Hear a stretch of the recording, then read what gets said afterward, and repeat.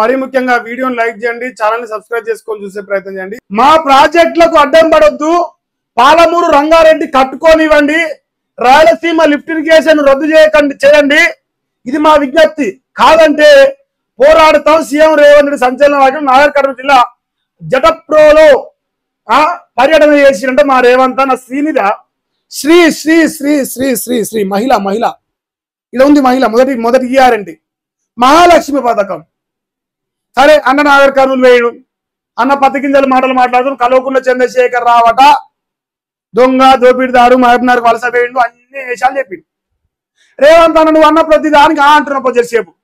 నా ప్రశ్న ఒకటి ఉంది, దానికి సమాధానం చెప్పు. ఇలా జై తెలంగాణ అన్నావు, ఫస్ట్ నాకు నచ్చింది. పొరపాటును మిస్ అయ్యో అన్నావు. కానీ తెలంగాణ రాష్ట్రంలో నువ్వు 18 నెలలకి వెళ్ళి కానీ 19 నెలలకి వెళ్ళి కానీ ఒక్కటన్నా కొత్త ప్రాజెక్టు మహబూబ్ నగర్ లో కట్టినవా? లేదు. నాగర్ కర్నూలులో కట్టినవా? లేదు. కేసీఆర్ కంటే 1 ఎకరం నీళ్లు ఎక్కువ ఇచ్చినవా? లేదు. తెలంగాణ రాష్ట్రంలో కేసీఆర్ కట్టిన ప్రతి ప్రాజెక్ట్ నుంచి నీళ్ళు ఇచ్చినవా? ఏం చేయవు. అవులా మాటలు మాట్లాడుతూ లోఫర్ మాటలు మాట్లాడి నోటు ఉంది కదా నూరపల్లి లెక్క వాడుతావు. అంటే ఇంకోటి ఏమంటాడు, ప్రజలంటే సల్లబత్తురట. సల్లబత్తుడు కేసీఆర్ ఓర్తలేడట. కేసీఆర్ గగ్గోలు పెడతాంట. దేకినాడ ఏనన్నా రేవంత్ రెడ్డి పేరు ఎత్తిన అసలు కేసీఆర్ ఇంతవరకు గత 20 నెలలకెళ్ళి ఒక్కరోజన్నా తెలంగాణ రాష్ట్ర ముఖ్యమంత్రి రేవంత్ రెడ్డి అన్నడా నోరుతోని? అంటే నేను ఇట్లా గడ్డి పడక లెక్క పీకి పడేసింది, వెంట్రుక లెక్క తీసి పడేస్తాడు. నువ్వు తెల్లారితే ఆయన జపమే చెయ్యి. అనవసరంగా ప్రచారం చేస్తావు కేసీఆర్ తోపు, కేసీఆర్ తురుమని. ఎందుకంటే నువ్వు నీ ప్రచారం బంద్ చేసుకొని కేసీఆర్ భజన ఎక్కువ అయిపోయింది. నువ్వేం వెలగబెట్టలే కదా.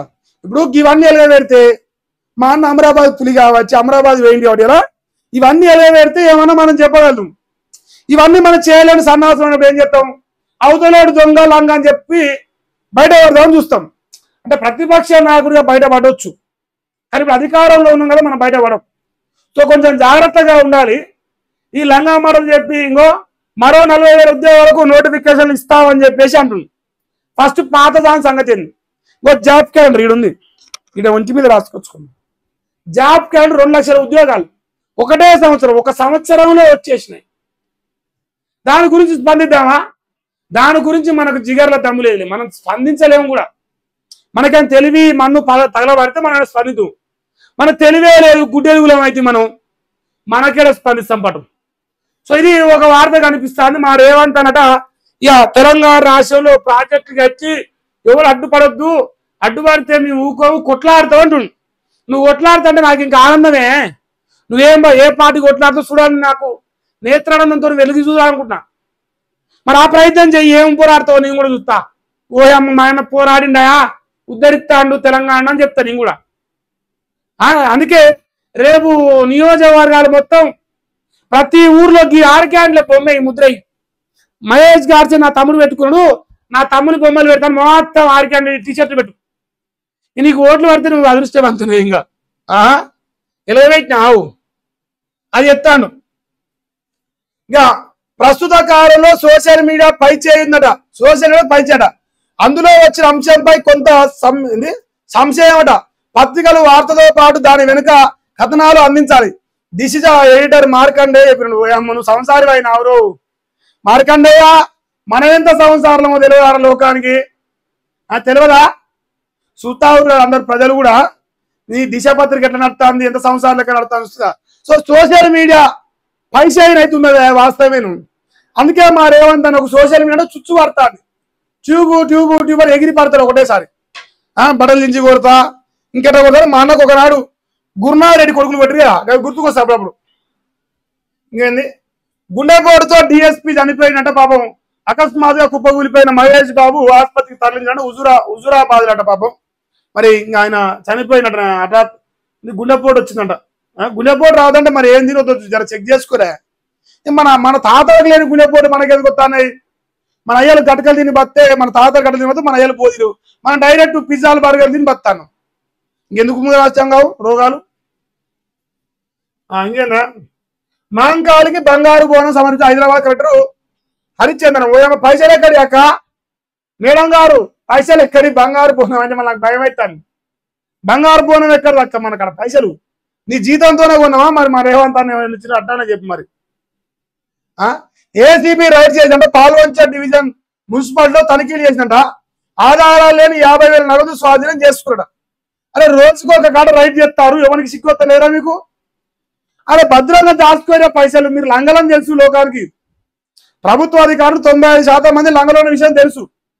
జర జాగ్రత్త, జర భద్రం, జర పైసలు దొరుకుతా ఉన్నాయి, ఒకటే పట్టుకుంటారు, జర జాగ్రత్తగా ఉంటున్నాయి ఆయన లంచగొండులు. డెలివరీ కోసం వెళ్తే ఇల్లు అమ్ముకున్న భర్తట. ఇంటి ముందు ఆందోళన చేపట్టిన భార్య కూకట్పల్లి పోలీస్ స్టేషన్ ఫిర్యాదు చేసినాడు. ఓరి అమ్మ ఎవరు వీడు? అరే బాబు సిక్కిసారో లేదా మీకు? భార్య డెలివరీ కోసం పోతే ఇల్లు అమ్ముకున్నాడు వీడోడు. లోకానికి ఏం నేర్పిస్తానరా నువ్వు? పిల్లలు అమ్మగారింటి పోతే ఇల్లు అమ్ముకోవాలని నేర్పిస్తానవా? ఏమిరా నాయన నువ్వు? రైతులకు తీపి కబురట. గుడిపల్లి రిజర్వాయర్ నుంచి నీటి విడుదల నా మరేమంతాను చేసింది ఎమ్మెల్యే రాజశేఖర. ఓ అబ్బా రేవంత్ అన్న ఒక్కసారిగా కచ్చింది లేపితేనే మనం ఇంత శుభవార్త అంటున్నామే. లక్షల ఎకరాలకు నిలిచిన కాళేశ్వరం శుభవార్త కాదు కానీ అది కూలేశ్వరం అవుతుంది. ఎందుకంటే మనం కూలిపోతాం కదా, కూలేశ్వరం అనకపోతే మన ప్రభుత్వం కూలిపోతుందిలే, ఏం టెన్షన్ లేదు మనకు. కానీ ఇక ఇందిరామ్మ ఇళ్ళ కట్ట వడ్డీ లేదు అన్నమాట. సంగారెడ్డి జిల్లా కట్టారు ప్రావీణ్యం. ఓ అమ్మ అదంతేనా? అంటే అప్పులేనా? మనది అభివృద్ధి చేతగా ఇల్లు కడతానికి పైసలు లేవు. కేసీఆర్ డెవలప్మెంట్ రుతే అవి పంచుక తిన్నాం మనం. ఇప్పుడు పైసలు లేవు కాబట్టి అప్పులు లేకుండా బట్టి లేకుండా మితికిత్తా అంటాను. కలెక్టర్ అమ్మ అంటానంట అని మేము పుచ్చుకున్న మీరు ప్రయత్నం చేస్తే మీరు ఆగమవుతారు. ఇల్లు కట్టకుని మా అన్న తర్వాత పైసలు ఉన్నాడు, చేతులు ఎత్తేస్తాడు, దొంగలే కలుగుతారు నన్ను అని చెప్తాడు, మళ్ళీ అన్ని జోళ్ళు చెప్తాడు. జాగ్రత్తనే. మధ్యాహ్నం భోజనం చెత్తపాలు సపరేట్ తనిఖీ అనంతరం పారేసిన గర్ల్స్ హై స్కూల్లో ఘటన. శబాష మంచోడవా నువ్వు? రంగడా తాండూరట. ఒక గిసవంటి పనులు చేయరా? మధ్యాహ్నం భోజనం చెత్తపాలు చేసినట. ఏం పెట్టి ముదాశ్వరుడు వల్ల ఆ గద్దలు తింటే సద్దురు అలా రాత బాగుంది. ఆయన వచ్చిన టయానికి గిసవంటి కలెక్టర్లు తేలాడు కదా, సబ్ కలెక్టర్ అంట ఆయన. మద్దతు పలికి గెలిపించినా పట్టించుకోవట్లే కోదండరామిరెడ్డి పలబోత్సోడి అలా ఓ డైలాగ్ వచ్చి చూరాయి. పెన్షనర్లను గాలికి వదిలేసే ప్రభుత్వం, ఉద్యమ కార్యాచరణ ప్రకటిస్తాం, పెన్షన్దారుల ఐక్యరాజ్య సమితి. ఇలా కోదండరామిరెడ్డి ఉండా పల్లబోచ్చు లేనట్టుంది కదా. మద్దతు వాళ్ళకి గెలిపించేందుకు ఇంత పొడుగు పెడతాను మీకు. ఎంత పొడుగు? ఇంత మా ఇందిరామ రాజ్యం గట్టిగా పెడతాము.